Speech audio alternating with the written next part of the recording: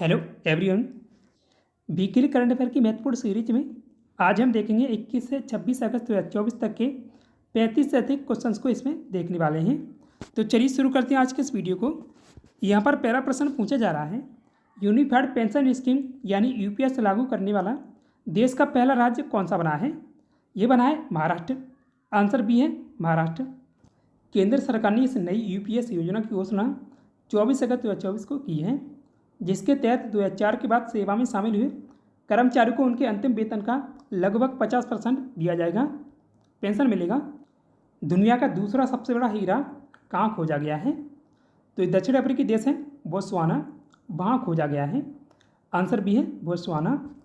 Botswana दक्षिण Africa का देश है जहाँ दूसरा सबसे बड़ा हीरा खोजा गया है और इसे कनाडाई कंपनी के द्वारा खोजा गया है और यह हीरा 2492 कैरेट का बताया जा रहा है। दुनिया का सबसे बड़ा हीरा कलेलिन डायमंड दक्षिण अफ्रीका में खोजा गया था 1905 में। कलेलिन डायमंड 3016 कैरेट का है और इसे ब्रिटिश राजशाही परिवार के पास रखा गया है। अमेरिका के नेतृत्व वाली संयुक्त राष्ट्र कमान या यूएनसी का 18वां सदस्य देश कौन सा बना है? एक जर्मनी बना है। आंसर सी है जर्मनी। किस संस्था ने अमेजन फॉरेस्ट के लिए दुनिया का पहला कार्बन रिमूवल ब्रांड जारी किया है?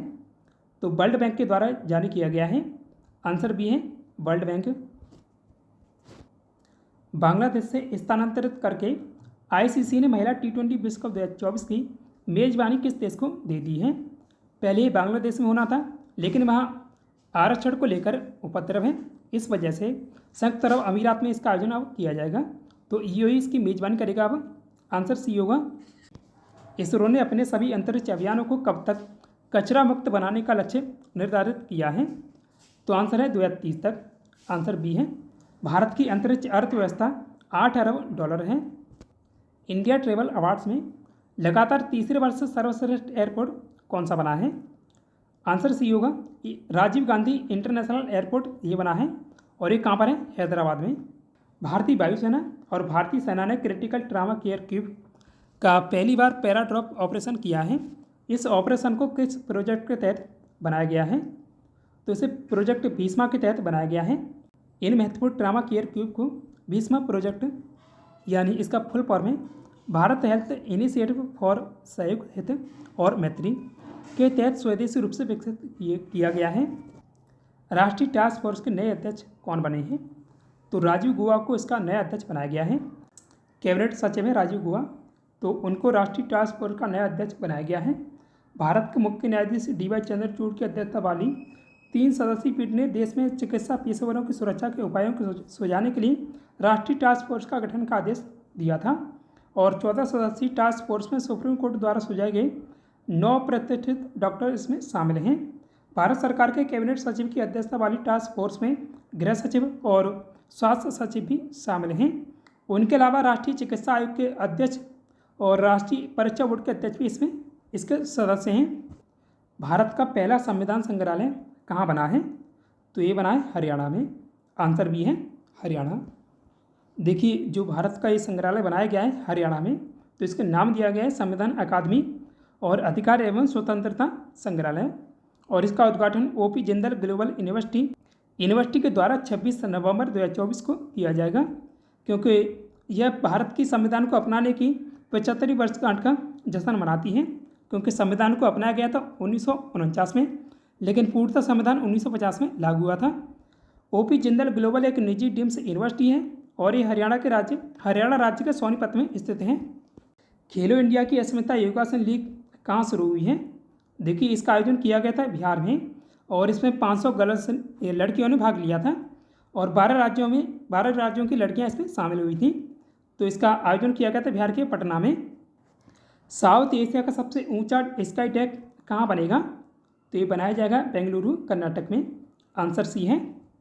लुसाने डायमंड लीग 2024 में नीरज चोपड़ा किस स्थान पर रहे हैं? तो नीरज चोपड़ा को इसमें स्थान मिला है दूसरा, यानी सिल्वर मेडल उन्होंने जीता है और सिल्वर मेडल ही उसमें जो पेरिस ओलंपिक खेले गए थे उसमें उनके द्वारा जीता गया था और यह उनके द्वारा भाला फेंका गया है। देखिए, 89.49 मीटर का भाला फेंका गया है इस जो लुसाने डायमंड लीग खेली गई इसमें।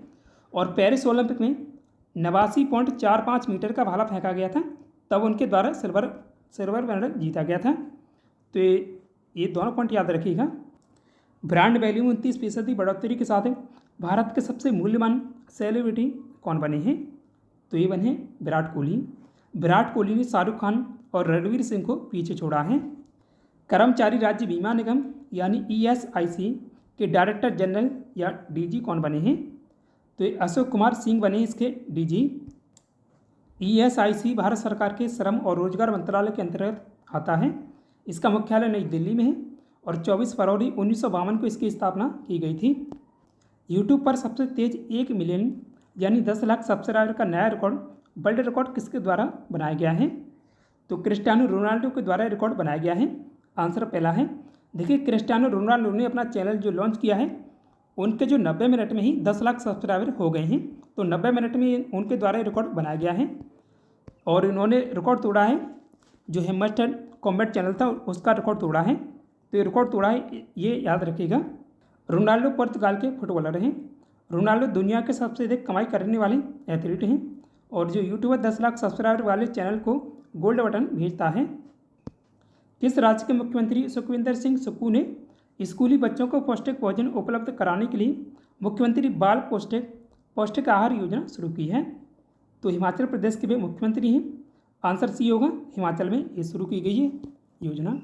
हिमाचल की लोकेशन मैप में ये है और हिमाचल की राजधानी 2 हैं, एक शिमला ग्रीष्मकालीन है और धर्मशाला शीतकालीन। सुखविंदर सिंह सुक्खू यहाँ कांग्रेस की यहाँ सरकार है, तो सुखविंदर सिंह सुक्खू यहाँ के मुख्यमंत्री हैं। राज्यपाल हैं शिव प्रताप शुक्ला। अंडर 19 महिला T20 विश्व कप 2025 की मेजबानी कौन करेगा? तो इसकी मेजबानी करेगा मलेशिया। इसमें 16 टीमें हैं और प्रथम संस्करण दक्षिण अफ्रीका में खेला गया था। दक्षिण अफ्रीका ने इसकी मेजबानी की थी और वर्तमान में चैंपियन भारत है। भारत के द्वारा पहला अपना खिताब जीता गया था, यानी इसकी शुरुआत हुई थी 2023 में। भारत के राष्ट्रपति की नई सचिव कौन बनी है? तो दीप्ति उमाशंकर बनी है भारत के राष्ट्रपति की नई सचिव। और अभी जो सरकारी नई नियुक्तियाँ की गई हैं उनके बारे में बात करें तो स्वास्थ्य एवं परिवार कल्याण सचिव बने हैं पुण्य सलीला श्रीवास्तव और वित्तीय सेवा सचिव बने हैं नागार्जुन मतीराला। कार्मिक और प्रशिक्षण विभाग यानी DOPT के सचिव बने हैं विवेक जोशी। आवास और शहरी मामलों के सचिव बने हैं कटकितला श्रीनिवास। नए अल्पसंख्यक मामलों के मंत्री बने हैं चंद्रशेखर कुमार।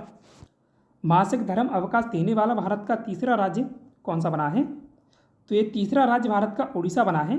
देखिए, उड़ीसा से पहले केरल और बिहार हैं जो यह नीति बना चुके हैं। तो केरल पहला है ये नीति बनाने वाला। उड़ीसा की लोकेशन मैप में यहाँ है। इसकी राजधानी भुवनेश्वर है। मुख्यमंत्री मोहन चरण मांझी हैं। BJP की यहाँ पहली बार सरकार बनी है और राज्यपाल रघुवर दास हैं। सद्भावना दिवस कब मनाया जाता है? तो आंसर है 20 अगस्त को। हर साल 20 अगस्त को भारत में समृद्ध, एकजुट, शांतिपूर्ण बनाने के उन विचारों को याद करने के तौर पर सद्भावना दिवस के रूप में मनाया जाता है।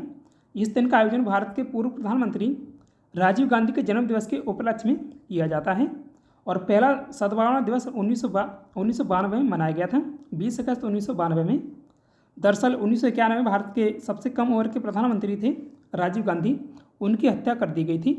तो उनकी हत्या 1991 में की गई थी।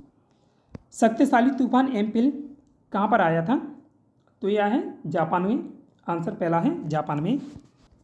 किस देश के सेवेलिस ज्वालामुखी में विस्फोट हुआ है? तो ये ज्वालामुखी रूस में है। आंसर बी होगा, रूस में है। किस राज्य सरकार ने मुख्यमंत्री युवा उद्यम विकास योजना शुरू करने की घोषणा की है? तो जो बेरोजगार युवाओं को रोजगार देने के उद्देश्य से योजना शुरू की गई है उत्तर प्रदेश सरकार के द्वारा। तो आंसर सी है, उत्तर प्रदेश। उत्तराखंड में प्रसिद्ध पत्थर युद्ध बागबाल कहाँ आयोजित किया जाता है? तो इसका आयोजन होता है उत्तराखंड के देवीधुरा में। बागबाल पत्थरबाजी उत्सव हर वर्ष रक्षाबंधन के अवसर पर आयोजित किया जाता है। चर्चा में रही महाराष्ट्र की पुरंदर अंजीर को किस वर्ष GI टैग मिला था? तो 2016 में इसे GI टैग दिया गया था। भारत ने पोलैंड से अनूठे कृषि उत्पादों का निर्यात बढ़ाने की अपनी पहल के तहत अंजीर रस की पहली खेप पोलैंड को निर्यात की है। कृषि और प्रसंस्कृत खाद्य उत्पाद निर्यात विकास प्राधिकरण यानी APEDA की GI टैग वाले पुरंदर अंजीर से बने भारत के पहले रेडी टू ड्रिंक अंजीर के रस को पोलैंड को निर्यात के लिए सुगम बनाया है। किसानों को विज्ञान का लाभ प्रदान करने के लिए केंद्रीय कृषि मंत्रालय कौन सा प्रोग्राम शुरू करेगा? तो ये किसानों की बात प्रोग्राम शुरू की जाएगी। आंसर दूसरा होगा किसानों की बात। देखिए, जैसे पीएम मोदी का जो मन की बात का प्रसारण होता है हर महीने, ऐसे ही इसका प्रसारण होगा हर महीने। और केंद्रीय कृषि मंत्री शिवराज सिंह चौहान हैं। चेन्नई प्रो चैंपियनशिप 2024 का खिताब किसने जीता है? तो ध्रुव शिवराड के द्वारा खिताब जीता गया है। आंसर सी है। चेन्नई में 23 अगस्त को ध्रुव शिवराड ने 50 लाख रुपए की चेन्नई प्रो चैंपियनशिप के अंतिम दौर में 3 अंडर 69 का शानदार स्कोर बनाकर PGTI टूर का पहला खिताब जीता है। गोल पर ध्रुव शिवराड गुरुग्राम हरियाणा से संबंधित हैं। भोलानाथ पांडे का भी निधन हो गया, वे किस क्षेत्र से संबंधित थे? आंसर है राजनेता। कांग्रेस के वरिष्ठ नेता और दोआबा विधानसभा क्षेत्र से 2 बार के विधायक थे भोलानाथ पांडे। जो दोआबा विधानसभा क्षेत्र का नाम है पैरिया। भोलानाथ पांडे ने साल 1978 में कथित घोटाले के आरोप में इंदिरा गांधी को गिरफ्तार करके जो तिहाड़ जेल में रखा गया था, तब इंदिरा गांधी को छुड़ाने के नाम पर भोलानाथ पांडे ने इंडियन एयरलाइंस के एक विमान को हाईजैक कर लिया था। तो ये काफ़ी चर्चा में रहे थे तब, तो इसलिए यहाँ से सवाल पूछा जाएगा। किस देश ने भारत सहित 35 देशों को निःशुल्क वीजा सुविधा प्रदान करने की घोषणा की है? तो ये श्रीलंका के द्वारा घोषणा की गई है। आंसर डी है। विश्व मानवतावादी दिवस कब मनाया जाता है? तो ये दिवस 19 अगस्त को हर साल मनाया जाता है। विश्व मानवतावादी दिवस एक अंतर्राष्ट्रीय दिवस है जो मानवतावादी कर्मियों और उन लोगों को पहचानने के लिए समर्पित हैं जिन्होंने मानवीय कार्यों के लिए काम करते हुए अपने प्राणों की आहुति दी है। विश्व मानवतावादी दिवस की शुरुआत हुई थी 2009 में। विश्व मानवता दिवस 2024 की थीम है, मानवतावादी दिवस की थीम है मानवता के लिए कार्य करें। दादर, पनवेल, कांदिवली और दहीसर रेलवे स्टेशनों को अमृत भारत स्टेशन योजना में शामिल किया गया है। तो ये योजना कब शुरू हुई थी? ये शुरू हुई थी 2023 में। आंसर बी है 2023 में। और जो ये सभी स्टेशन हैं महाराष्ट्र की स्टेशन हैं। अमृत भारत स्टेशन योजना को फरवरी 2023 में रेल मंत्रालय के द्वारा देश भर में 1275 स्टेशनों के पुनर्विकास के लिए शुरू किया गया एक चालू भारतीय रेलवे मिशन है। इस योजना के अंतर्गत चयनित स्टेशनों पर सुविधाओं का सुधार किया जाता है। SCL टेक्नोलॉजीज के नए CFO कौन बने हैं, यानी चीफ फाइनेंशियल ऑफिसर? तो ये शिव बालिया को बनाया गया है। आंसर डी है शिव बालिया। SCL टेक्नोलॉजी यह भारत की बहुराष्ट्रीय सूचना प्रौद्योगिकी या IT परामर्श कंपनी है। 11 अगस्त 1976 को इसे स्थापित किया गया था। नोएडा UP में इसका मुख्यालय स्थित है। शिव नादर इसके संस्थापक हैं। भारत ने किस देश के साथ ग्रीन अमोनिया एक्सपोर्ट एग्रीमेंट किया है? तो ये जापान के साथ एग्रीमेंट किया गया है। भारत सरकार ने किस वर्ष तक टीकाकरण के माध्यम से खुरपका और मुंहपका रोग से मुक्त होने का लक्ष्य रखा है? तो 2030 तक ये लक्ष्य रखा गया है। आंसर सी है 2030 तक। जो खुरपका और मुंहपका दोनों वायरस से होने वाली बीमारियां हैं। 24 अगस्त 2024 को किस भारतीय क्रिकेटर ने अंतर्राष्ट्रीय क्रिकेट के तीनों फॉर्मेट से संन्यास लेने की घोषणा की है? तो शिखर धवन ने ये घोषणा की है, वे अभी संन्यास लेंगे। आंसर बी है शिखर धवन। शिखर धवन को 2021 में अर्जुन पुरस्कार से सम्मानित किया गया था। तो अर्जुन पुरस्कार उन्हें 2021 में मिला था। शिखर धवन IPL 2020 के दौरान लीग के इतिहास में लगातार 2 शतक बनाने वाले पहले खिलाड़ी बने थे।